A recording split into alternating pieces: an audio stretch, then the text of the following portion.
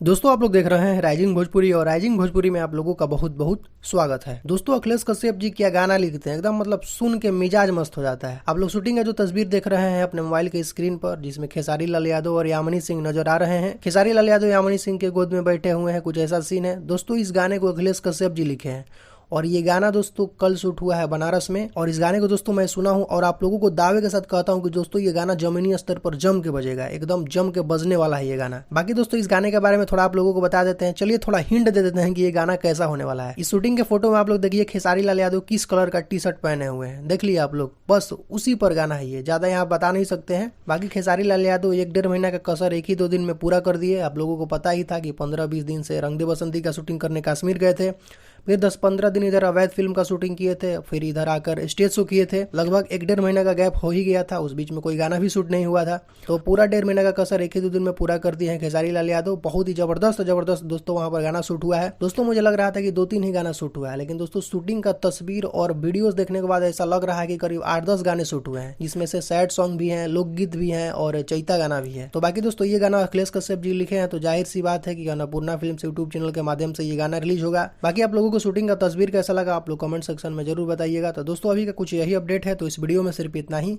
Video अगर आप लोगों को पसंद आया हो तो वीडियो को लाइक करें, चैनल पर नए हो तो चैनल को सब्सक्राइब करके बेल आइकन को प्रेस करके नोटिफिकेशन को ऑल कर लें। तो दोस्तों मिलते हैं एक नए वीडियो में। Thank you so much.